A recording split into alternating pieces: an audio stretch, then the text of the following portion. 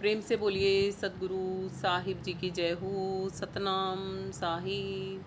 हे साहिब, आपका अनंत अनंत शुक्रिया, अनंत अनंत आभार। साहिब जी आपकी सर्वदा ही जय जयकार। आदरणीय सर्व संतों की जय हो। उपस्थित आदर के योग्य सभी जीवात्माओं को मेरा नमन। सतनाम साहिब। आप सब में बैठे परमपिता परमात्मा को शत शत नमन। मैं ना सामने वालों को कभी पॉजिटिव नहीं बोलते, कितना भी अच्छा हो। यकीन मानना इस बात का, जिसके घर में जितनी ज्यादा नेगेटिविटी है ना, वो उसके खुद के थॉट प्रोसेस से है। क्योंकि हम हर रोज पता है क्या कहते हैं, मेरा आदमी तो ये सुनता ही नहीं है, तो वो सुनेगा क्यों? मेरे बच्चे तो कति निकम्मे हैं। भाई वो बढ़िया बनेंगे कहां से जब रोज निकम्मे निकम्मे क्या क्या उन्होंने पकान लग रहे। कभी तो अच्छा बोल लो, कभी तो अच्छे आशीर्वाद दे लो उनको, कभी तो अंदर से आत्मा से हर रोज कहा करो, हे परमात्मा तेरा शुक्रिया मेरे को स्वर्ग जैसा घर देने के लिए, इतने अच्छे इंसानों को देने के लिए मेरे जीवन में, कि वो मुझे सतभक्ति करने देते हैं। फिर देखना 1 महीना कर लो निता नेम इस बात को, नहीं तुम्हें सतभक्ति करने का टाइम दे दे तो एक्चुअल में वर्क होता है, एक्चुअल में होता है वर्क, हम करके नहीं देखते। सही मायने में बता रही हूँ ये बात। जब तक हम उस चीज को अप्लाई नहीं करते ना, तब तक वो वर्क नहीं करती। एक बुरे से बुरा इंसान भी बदल सकता है हमारे विचारों से केवल। देखा हमारे अंदर में कितनी शक्ति है। कहा था ना, ये तो एक छोटे से विचार हैं, केवल इनमें इतनी शक्ति है। देखो पहले हमारे अंदर में क्या आता है, विचार आता है। जब वो विचार पक्का हो जाता है, फिर हमारे वो मुख पे आता है, और जब फिर वो मुख पे आता है, फिर हमारे इस शरीर से हम उस कार्य को करते हैं, है ना। एक छोटा सा विचार आपने बस केवल रोज सोचा है, तो उसके बाद आप मुख से उस सामने वाले को कभी ना कभी, वो बुरा भी करेगा ना तो भी पता है क्या कहें, बेटा तू बहुत अच्छा है। चाहे भले ही हमारी टोन गलत है, फिर भी हम क्या कहेंगे। अभी हमने क्या कहना था, इतना निकम्मा लड़का नहीं देखा। अभी क्या कह रहे हैं हम, बेटा तू बहुत अच्छा है। कपड़े भी उतार के यहीं घेर दिए। तेरी माँ तो तने सही में महारानी समझ रखी है। अब वो क्या होगा, कपड़े वो खुद ही उठाएगा, क्योंकि माँ तो महारानी है, महारानी कपड़े उठाती ही नहीं। अभी हम क्या बोलते हैं, तेरी माँ क्या नौकरानी है, सारा दिन काम करती रहेगी, ये करती रहेगी, तो बस करो। ऐसा ही होता है, करके देख लेना, सच्ची बता रही हूँ। तो फिर आगे क्या कहते हैं, जो हरि भजन नहीं करते ना, उनका जन्म कैसा जाता है, बेकार जाता है। क्योंकि ये सुंदर काया लेके प्रभु भक्ति के लिए मिली थी, ये सुंदर काया, और हमने क्या कर दिया, इससे सारा केवल संसार कमाए, और संसार से कर्मों के बंधन कमाए, प्रतिफल के रूप में नए तन पाने के लिए। अब नए तन जो नहीं पाना चाहता, तो वो यहीं पे ही ब्रेक भी लगा लेगा, ठीक है। कहते हैं जब भजन नहीं किया तो फिर तेरा कल्याण कैसे होगा, और जो भजन करते हैं उनका कल्याण निश्चित है। और कहते हैं मनुष्य का तन पाया था ना, ये कौन सी बारी थी, ये कौन सी टर्न है, अब के हरि मिलने की बारी। और हमें कहते भी हैं तुलसी साहिब जी भी, कि बड़े भाग्य मानुष तन पावा, सुर दुर्लभ सदग्रंथन गावा, साधन धाम मोक्ष करी द्वारा, पाई न जही परलोक सवारा। कि यह आत्मा बड़ी भाग्यशाली हो, आज मनुष्य के तन में बैठी हो। ये तन देवताओं को भी दुर्लभ है, जो आपको सहजता में सुलभ हो रखा है। और इसको पा करके यदि आपने परलोक नहीं सवारा, तो फिर कुछ नहीं सवारा, है ना, फिर तो जीवन व्यर्थ कर दिया। तो इसलिए कहते हैं, अगर जीती बाजी तू हार गया, हरि से मिलन नहीं किया, तो क्या होगा, परमात्मा की भक्ति नहीं की, तो जीती हुई बाजी, यानी कि मनुष्य का तन जो हाथ में आए, वही ये बाजी जीत के मिलता है, तो ये हम हार जाएंगे। और क्या होगा, फिर से 84 में जाना पड़ जाएगा। तो कहते हैं, सुन ले धर कर ध्यान, निगुरा नहीं रहना। कि ध्यान दे के सुन ले, कि क्या नहीं रहना, निगुरा नहीं रहना। सुन ओ चतुर सुजान, निगुरा नहीं रहना। आगे कहते हैं कि जो इस बात को नहीं मानते, जो प्रभु भक्ति नहीं करते, जो प्रभु प्राप्ति नहीं करते, जो सही मायने में सच्चे शब्द भेदी संतों का संग नहीं करते, उनके लिए क्या कहते हैं वो?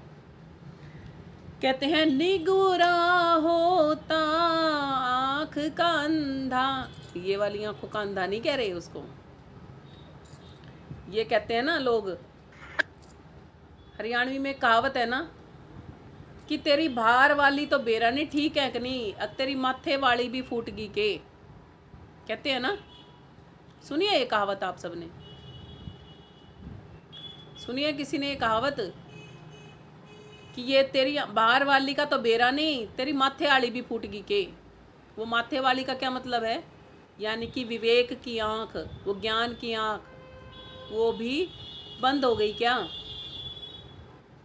कहते हैं वो इतना निगुरा इस प्रकार का अंधा हो जाता है कि वो केवल ये मायामयी दुनिया कमाने में ही खूब करे संसार का धंधा, इस दुनिया को कमाने में ही जुटा पड़ा रहता है।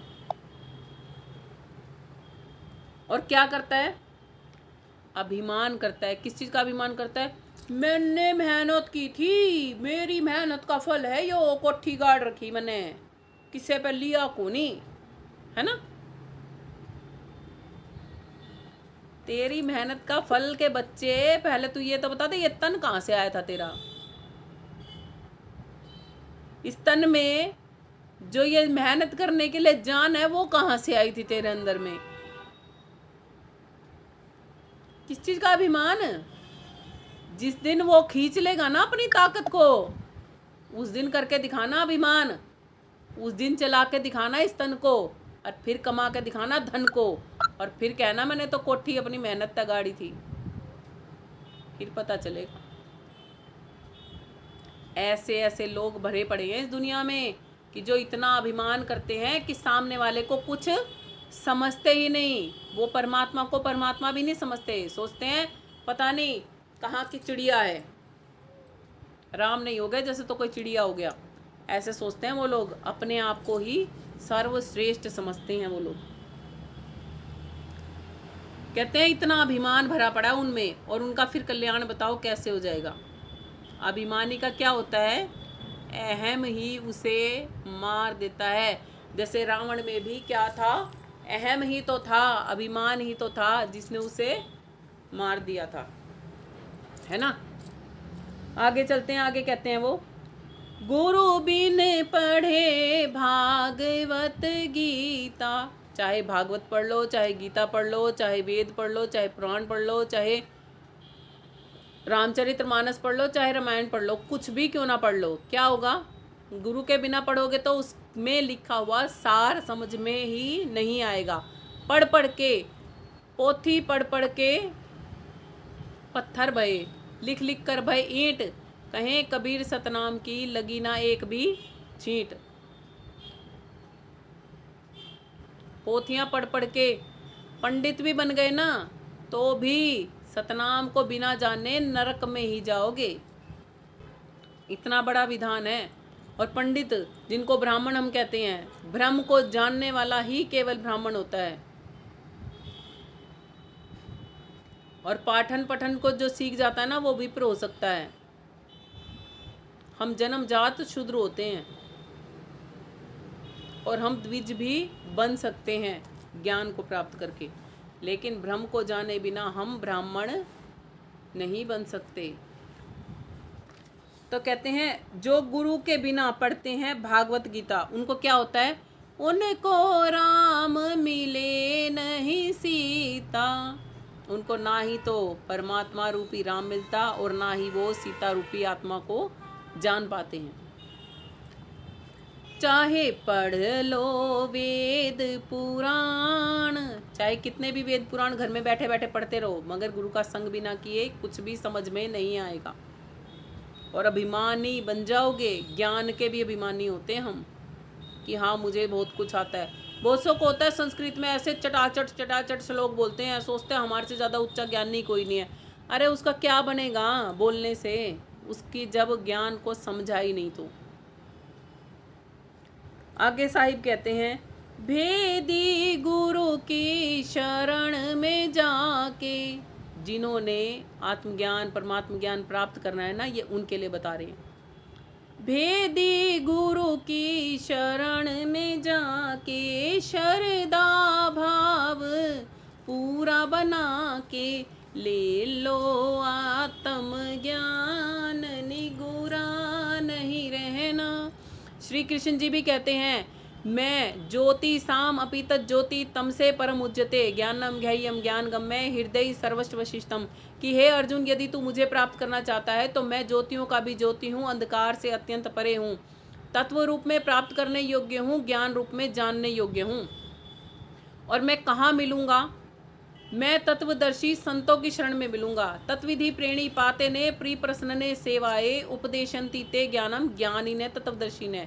कि हे अर्जुन, जब जो आत्मा तत्वदर्शी संतों की शरण में जाएगी, श्रद्धा भाव से दंडवत प्रणाम करेगी, उनकी सेवा करेगी और उनसे प्रश्न करेगी, तो वो उसको प्रश्न के फल के रूप में उस पर प्रसन्न होकर, उस पर खुश होकर, उसकी सेवा से खुश होकर उसको आत्मज्ञान का उपदेश कर देंगे। उससे क्या होगा? उससे हमें बाहरी सभी 9 द्वारों को रोककर हृदय को, मस्तक में, मन को मस्तक में स्थापित करना आएगा। परमात्मा संबंधी सभी धारणाओं से युक्त होना आ जाएगा और उस जीते हुए मन को हम हृदय में स्थापित करके परमात्मा संबंधी सभी धारणाओं से युक्त होकर ओम ओम एक अक्षर ब्रह्म को प्रैक्टिकल रूप में जान पाएंगे। जिससे कि क्या होगा? हमारे अंदर में ब्रह्म अग्नि उद्गारित होगी, बिल्कुल वैसे ही जैसे प्रज्वलित अग्नि में तमाम ईंधन जो भी हम डालते हैं वो भस्ममय हो जाते हैं, वैसे ही ज्ञान अग्नि में, ब्रह्म ज्ञान अग्नि में सभी कर्म भस्ममय हो जाते हैं। सभी कर्म, पाप कर्म और पुण्य सभी कर्म भस्ममय हो जाते हैं, जिससे कि आत्मा निर्बंध हो जाती है। ये तो श्री कृष्ण जी ने श्री गीता में इतना बता रखा है, और फिर भी हम नेक नहीं मानते। वो कहते हैं ना वेदे न च क्रिया भी तपो भी उग्र। कि हे अर्जुन, ना ही तो मैं वेदों के पाठन पठन से, ना ही मैं उग्र तपो से, ना ही दान करने से, ना ही हवन करने से, ना ही व्रत तीर्थ होम आदि कुछ भी करने से प्राप्त किया जा सकता हूँ। मेरा यह अविनाशी रूप जैसा तूने देखा है, वैसा संसार के प्राणी समुदाय मूढ़, अज्ञानी, अधमी, जो कि केवल देवताओं को ही पूजते घूमते रहते हैं, उनको कभी भी प्राप्त नहीं होता।